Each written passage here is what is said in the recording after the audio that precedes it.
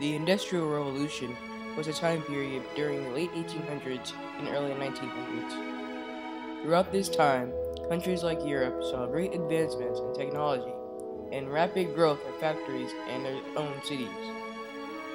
People chose to transition from their old agricultural lifestyle of farming and cattle ranching to the more modern and favorable working class found in the cities.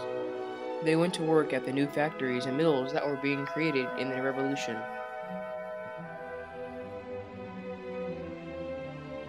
For families and workers, in reality, the cities believed to be easy working style was not true.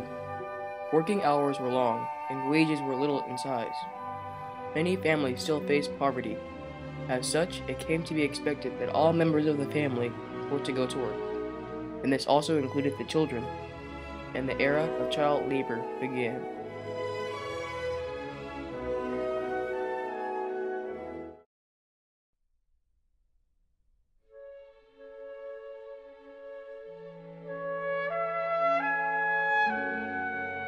Child labor was a laboring of young children during the industrial revolutions that took place in both Europe and America.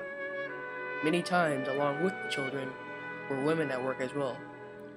Children as young as 3 years old were often sent by their own families to work at factories, textile mills, and other different jobs. In return, the children would receive very little pay, approximately 10 to 20% of an adult male's earnings. Additionally, the children were labored in rather poor and potentially dangerous working environments.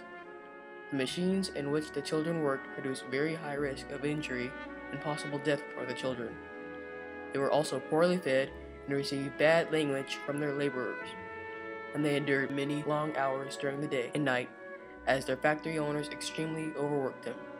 Children's education also suffered as a part of this. By the year 1900, an estimated 1.7 million children under the age of 15 were employed in American industry.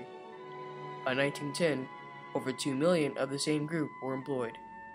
With all these reasons in mind, it was evident that a change was needed.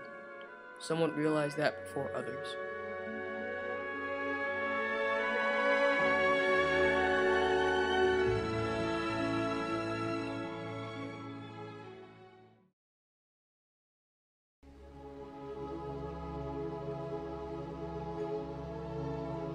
The factory owners and others like them that worked the children were among the many perpetrators, protagonists, and enthusiasts of child labor. They were the main people who were responsible for the propaganda that romanticized the city working life.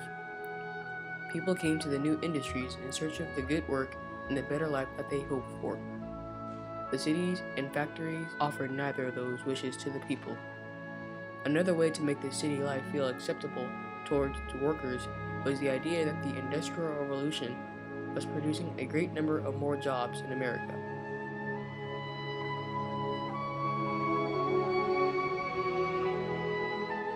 There were more reasons for the actions of those at the forefront of child labor. The factory owners, acting in a way like the old slave owners, were in search of many workers that they would be able to hire for little to no modest pay.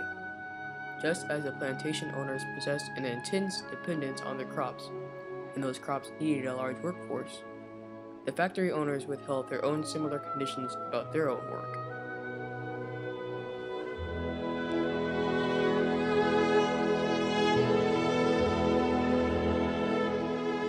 The families and individuals who suffered from the harsh labor during the Industrial Revolution were not only victims, but they are also considered to be bystanders in ways as well. Having believed the false idealism about the city industry given by the factory and business owners, they then went to work in the city. They soon discovered that the idealistic perception of the city was not as bright as they had hoped for. They suffered from the problems associated with poverty. They were in need of money and jobs, and they were willing to do whatever it would take to achieve those goals. And in doing so, they neglected to protest against the poor laboring they received. Because of that, child labor went on for a long period of time before it was brought to the public eye. The children and others with them were unwillingly forced to go to work for their own survival, and it was not in the likes of the employers to stop them from doing that.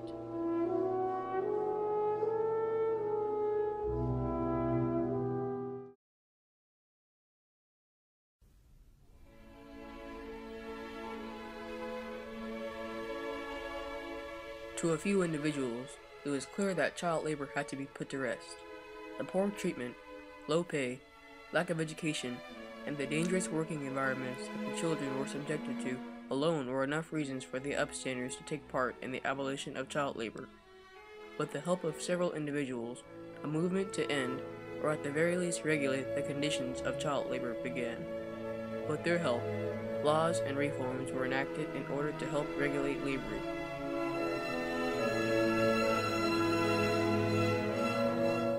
One of those individuals, Grace Abbott, who already came from a family of strong activists of African Americans in women's rights, joined the Department of Labor in 1917 and later became the leader of the Children's Bureau in America.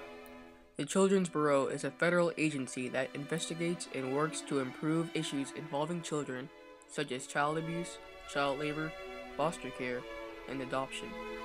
The Bureau at the time attempted but failed to get ratified an amendment that would limit child labor under the age of 16. However, this later did become a law. Another individual, Lewis Hine, founded the National Child Labor Committee in 1904 that sought to promote the rights, awareness, and well-being of children who were suffering from the child laboring during the Industrial Revolution. Hines photographed extensive images of the horrors of child labor, including a few used in this documentary. Hines played a major role in increasing the awareness of child labor. As a result of the actions these individuals and many more committed to, laws were created that would help end and/or regulate the labor that children were allowed to take part in. In Europe, the 1833 Factory Act passed by Parliament limited the amount of hours children of certain ages could work.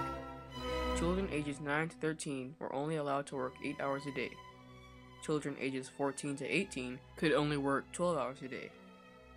In addition, children who were under 9 were not allowed to work at all.